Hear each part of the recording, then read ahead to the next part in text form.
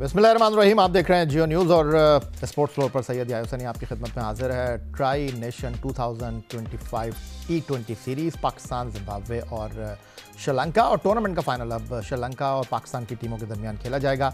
एक do and die match था श्रीलंका की टीम के लिए, क्योंकि श्रीलंका की टीम जो है वो सिर्फ एक मैच जीती हुई थी और कल उन्होंने एक नेल बाइटिंग फिनिश में लास्ट बॉल पर पाकिस्तान को 6 रन से शिकस्त दी और क्वालिफाई कर लिया फाइनल में, और जहां उनका मुकाबला एक बार फिर पाकिस्तान से होगा। और इस मैच में टॉस टीम पाकिस्तान के कप्तान सलमान अली आगा ने जीता और पहले श्रीलंका को बैटिंग की दावत दी। श्रीलंका की टीम ने इस मैच में पहले बैटिंग करते हुए जनाब 5 विकेट के नुकसान पर 184 रन स्कोर किए। उनकी इनिंग की खास बात थी कामिल मिशारा की 76 रन, कौशल मेंडिस ने 40 रन स्कोर किया, अबरार ने 2 खिलाड़ियों को आउट किया। जवाब में पाकिस्तान के लिए कप्तान सलमान अली आगा ने नाकाबिल शिकस्त 63 रन स्कोर किए।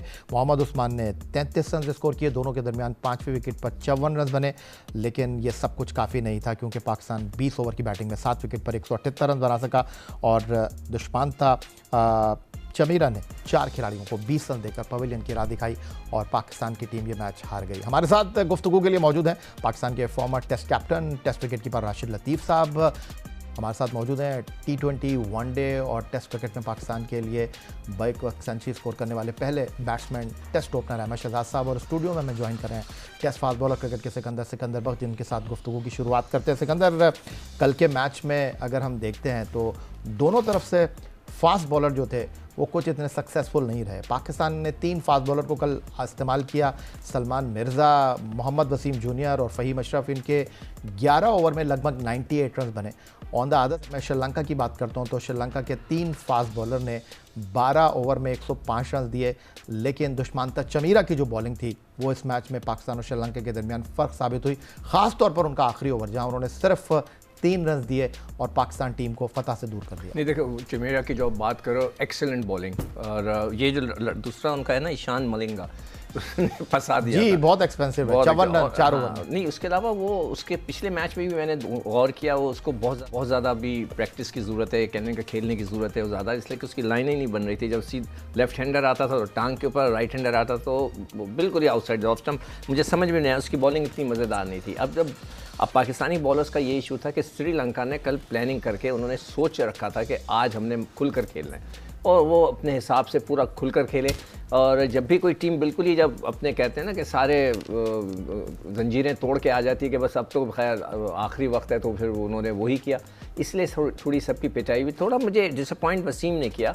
वसीम को आखिरी ओवर जो दिया गया था कि वो उस तरह गेंद नहीं कर सका जिस तरह मैं एक्सपेक्ट कर रहा था, उसकी पेस के हिसाब से यॉर्कर्स वगैरह, वो आउटसाइड ऑफ स्टंप। मेरे ख्याल से आजकल ये नई स्ट्रेटजी निकली है कि अगर आपने रन बचाने बीच में गेंद मारने के बजाय आप थोड़ा बाहर की तरफ मारते हैं, इसलिए कि लड़के हट जाते हैं मारने के लिए, तो वो आउटसाइड ऑफ स्टंप उसको यॉर्कर्स कराने की कोशिश करते हैं। तो उस लिहाज से उनकी बॉलिंग में इतना कोई मज़ा नहीं रहा, मगर इतने ज़्यादा उसने, वसीम ने 39 रन दिए, मिर्ज़ा ने इतने बुरे बॉल नहीं कि 29 रन दिए 4 ओवर में, विच वॉज नॉट बैड, ठीक था, ठीक हो गया। राशिद लतीफ़ साहब, गुफ्तगू में आपको शामिल कर लेते हैं। और एक बार फिर बहुत ज़्यादा डिस्कस हो रहे हैं टीम पाकिस्तान के एक्स कैप्टन बाबर आजम, जिनको टीम में वापस लेकर आए हैं। 7 इनिंग में कल वो तीसरी मरतबा जो है अकाउंट ओपन किए बगैर गए। आपने एक्स अकाउंट पर उनकी टेक्निक के हवाले से कुछ बात की, वीडियो भी आपने शेयर की, तस्वीर भी आपने शेयर की, लेकिन मैं आपके सामने सवाल ये रखना चाह रहा हूँ, जिस पाए के बाबर आजम बल्लेबाज हैं, टेक्निक से ज़्यादा आपको नहीं लगता कि वो एतमाद खो बैठे हैं और इस एतमाद की कमी की वजह से जो है वो डिलीवर नहीं कर पा रहे हैं?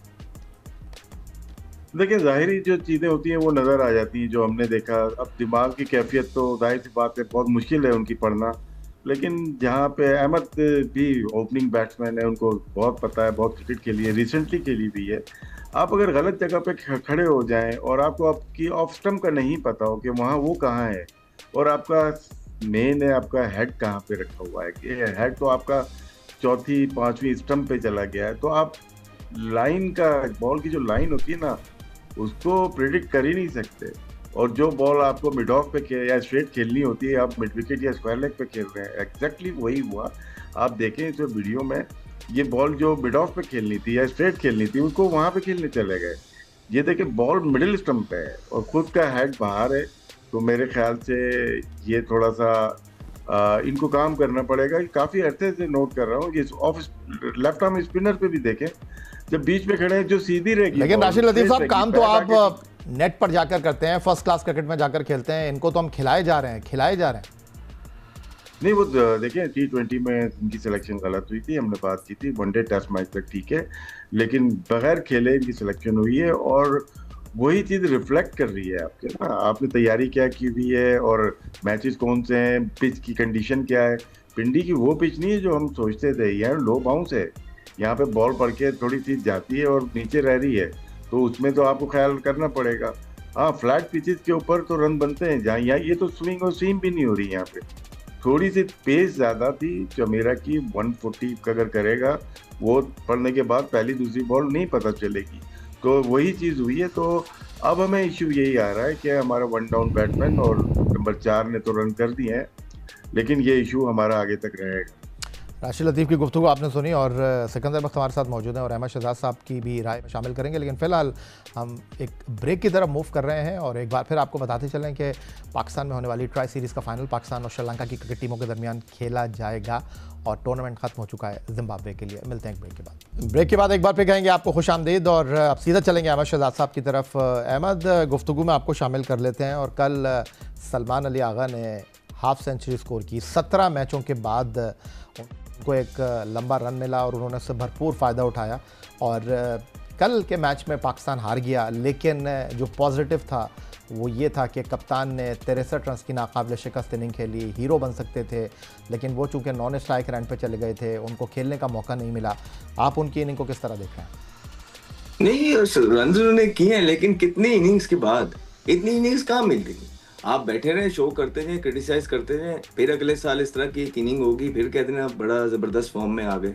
तो यही तो हो रहा है पाकिस्तान के क्रिकेट में, लोग कंसिस्टेंट हैं, हर तीसरी इनिंग में परफॉर्मेंस करते हैं, क्रूशियल मैच विनिंग इनिंग खेलते हैं, इसकी वजह से उनकी क्रिकेट ऊपर जा रही है। लेकिन ये जो नंबर 7, 8, 9 की टीमें हैं, इनमें वजूहात ही यही है कि इनके अंदर इस तरह के प्लेयर्स हैं जो 10-10, 12-12, 15-15 इनिंग्स के बाद स्कोर करते हैं। आप साइम अयूब को देख लें, ठीक है, 50-50 इनिंग है, 25-25 इनिंग है उनको मिली परफॉर्मेंस करने के लिए। उसके बाद आप सलमान अली आगा को देख लें, खुद ही आप कह रहे हैं कि 18 इनिंगों के बाद उन्होंने परफॉर्मेंस की।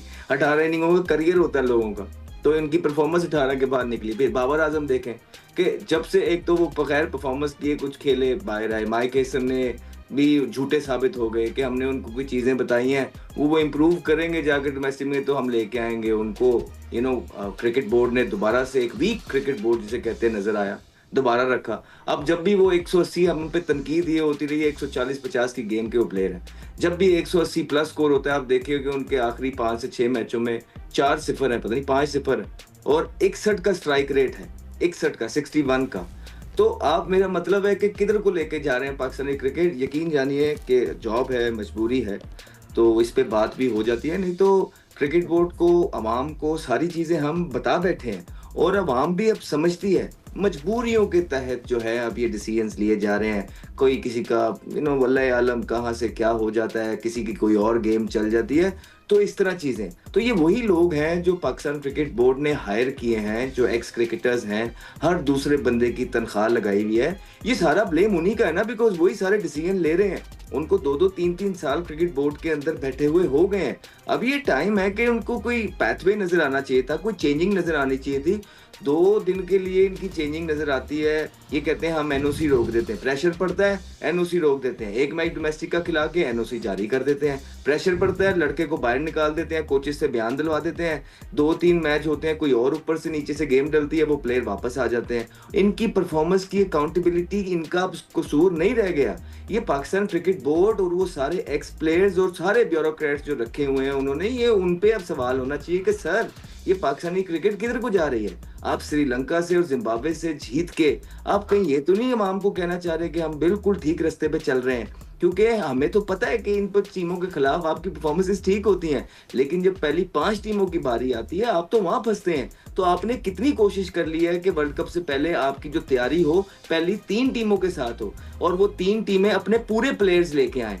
अब बात ये होती है कि किसी का एक प्लेयर भी नहीं होता तो वो टीम फायदा उठाती है। आपके खिलाफ लोग 12 प्लेयर्स नहीं लेके आते जब भी बड़ी टीम आती है, फिर भी आप बड़ी मुश्किल से उनसे जीतते हैं। सो कैलिबर ओवरऑल नीचे चला गया। इंडिविजुअल शख्सियत परस्ती के पीछे हम पड़ चुके हैं इस टाइम पे, और पाकिस्तान क्रिकेट के बारे में इस टाइम, उसकी बेटरमेंट के बारे में, एक अच्छे लाएमल और पैथवे के बारे में कोई सोच नहीं रहा, या शायद वो लोग जो क्रिकेट बोर्ड के साथ मुंसलिक हैं उनकी इतनी सोच ही नहीं है।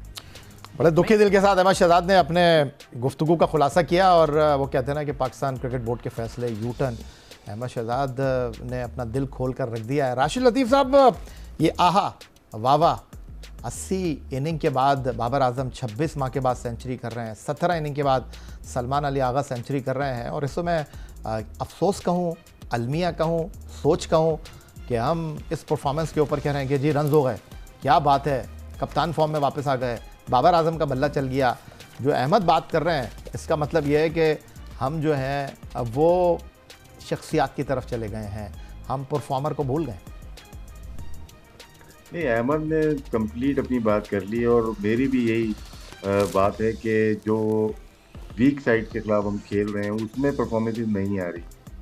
साइम अयूब ओपनिंग बैट्समैन है, उनको टॉप बैट्समैन बन जाना चाहिए था वर्ल्ड क्रिकेट का। नो डाउट ओडीआई में वो अच्छा परफॉर्म कर रहे हैं।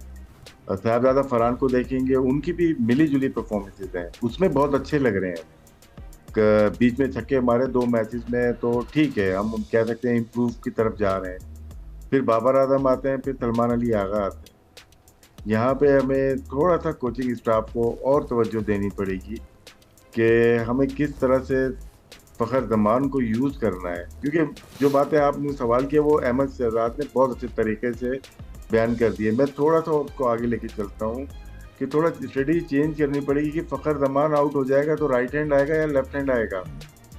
कल के मैच में अगर हम देखते हैं बैंडिज के साथ जो निशारा ने बैटिंग की है, 36 बॉल पे 66 रन बनाए, सेकंड विकेट पे 36 बॉल पे 66 run, left hand right hand combination बना है वहाँ पे। और उसके बाद लियाना के साथ निशारा ने 37 बॉल पे 57 तकरीबन बनाए, 57 रन बनाए 37 बॉल पे। इसका मतलब है कि right hand left hand combination ज़्यादा अच्छा है। हमारे यहाँ से देखें जो पार्टनरशिप अच्छी हुई वो उस्मान की और सलमान अली आगा की, 42 बॉल पे 57 रन, पूरे 1.5 ओवर का फ़र्क आ गया। दोनों राइट हैंडेड थे, क्या वहाँ पे एक लेफ्ट हैंडर होना चाहिए था? लेकिन जब आते हैं नवाज आते हैं तो वही 37 बॉल पे 70 रन बनाए। तो ये फ़र्क जाहिर हो रहा है कि लेफ्ट हैंडर बहुत इफेक्टिव है दोनों तरफ से। हम लेफ्ट हैंडर को बहुत अच्छी बॉलिंग नहीं कर सकते, मैंने पिछले दिनों लिखा भी है एक्स पे, लेफ्ट हैंडर को बॉलिंग नहीं करनी आ रही, उसका हल ढूंढना चाहिए। लेकिन हमारा लेफ्ट हैंडर अच्छी बैटिंग कर रहा है तो वो पीछे क्यों जा रहा है बैटिंग करने? ये मैं अभी से नहीं कह रहा, काफ़ी दिनों से यही बात कर रहा हूँ कि मोहम्मद नवाज आपका बहुत वाइटल प्लेयर है और उसको आगे मौका देना चाहिए। सिकंदर बख्श साहब, हमारा जो टॉप ऑर्डर है वो कंसिस्टेंट है। माइक हैसन के साथ हमने 28 T20 मैच खेले हैं मई 2025 से अब तक, और इन तमाम 28 मैचों में साइम अयूब खेले हैं और 7 उनके सिफर हैं, लेकिन वो टीम के साथ एसोसिएट हैं। साहबजादा फरहान को चंद मैचों में बाहर बैठाया गया, लेकिन वो भी इस टीम के मुस्तकिल रुकन है। ट्राई सीरीज़ जो शारजा में हुई तब से लेकर अब तक उनको किसी मैच में बाहर नहीं बैठाया गया।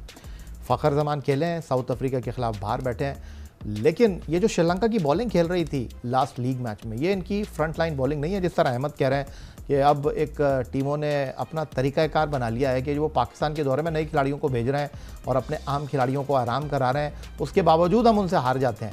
मैं आपसे ये जानना चाहता हूँ, ये साइम अयूब, फ़खर जमान और साहबजादा फरहान चलेंगे तो आप कहते हैं ना कि चांद तक ले जाएंगे, वरना कल मामला ये था कि 5.2 ओवर में 44 for 4 हो गए थे। देखो, मैंने कल टीम सेलेक्ट की थी ना, मुझे बोला गया था कि आप अपनी टीम बनाए कि आप कौन सी टीम खिलाना चाहेंगे। तो बोर्ड ने कहा था आपको? नहीं, मैं हमारे प्रोड्यूसर साहब ने, खुर्शीद साहब ने बोला था, तो मैंने वो बनाई थी, हमने दिखाई भी थी। उसके अंदर मैंने साइम को भी ड्रॉप किया था और मैंने फरहान को भी किया था, इसीलिए किया था। और मैंने बाबर को इसलिए रखा था कि मुझे पता है कि उसकी फॉर्म नहीं लग रही। मेरे पास 4 क्लिप्स हैं, 4 हो सकता है आप लोगों के पास ज़्यादा, 4 क्लिप्स के अंदर आने वाली गेंद पे वो आउट हो रहा है। कल भी वो अंदर आई गेंद, लेग बिफोर हो गया। उससे पहले मेरे पास है इवंस जो उनका बॉलर है जिम्बाब्वे का, उसका मैं आपकी बात में एक चीज़ ऐड कर दूं, सिर्फ T20 में नहीं, टेस्ट और वनडे में भी वो इसी तरह आउट हुए हैं। टेस्ट की भी मेरे पास पड़ी हुई है, इसमें मैंने चारों उठा के रखी हुई हैं कि जो गेंद अंदर आ रहा है। अब ये जो आपके पास जो डेटा एक्सपर्ट होता है उसको... अच्छा, मैं एक छोटी सी बात करूँ आपसे, हम क्यों मसाइल में घिरे हुए हैं उसकी बुनियादी वजह ये है, मैंने सवाल आपसे साइम, साहबजादा फरहान, फ़खर का किया, आप चले गए बाबर पे। नहीं, वो भी लिखा हुआ है मैंने सामने ना, कि मैंने उसको बताना चाह रहा था। भाई नहीं, मैं बताना चाह रहा हूँ कि भाई उसका गेंद अंदर आ रहा है, उसको समझ में नहीं आ रहा। चले जी, वो हो गया। अब साइम का तो मैंने यही उसको कल मैच में ड्रॉप ही इसीलिए किया था कि भाई उससे रन्स नहीं हो रहे, आपने उसको बिठाना चाहिए। मुझे जो उनकी जो सिलेक्शन की जो मिजाज लगता है ना अपने माइक का 6 बैट्समैन 2 ऑलराउंडर, उसके अलावा वो हिल नहीं रहे बाकी नीचे।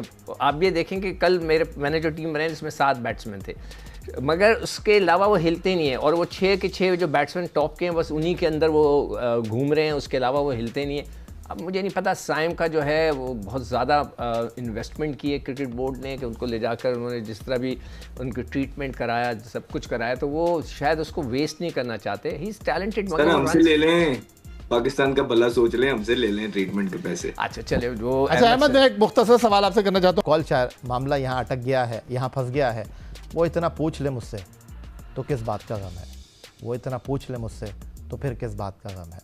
और यहाँ ये सूरत हाल है। हमारे जो एक्सपर्ट हैं उनका यही कहना है कि जनाब हम तो कह कर थक गए, लेकिन तब्दीली आ नहीं रही। लेकिन तब्दीली आई है कि साल 2025 जा रहा है, 2026 T20 वर्ल्ड कप के साथ अपनी शुरुआत करने जा रहा है। यही आज का हमारा ये स्पोर्ट्स फ्लोर था। सिकंदर बख्श, राशिद लतीफ़, अहमद शहजाद के साथ सैयद या हुसैनी आपसे इजाज़त चाहेगा। अल्लाह हाफ़िज़।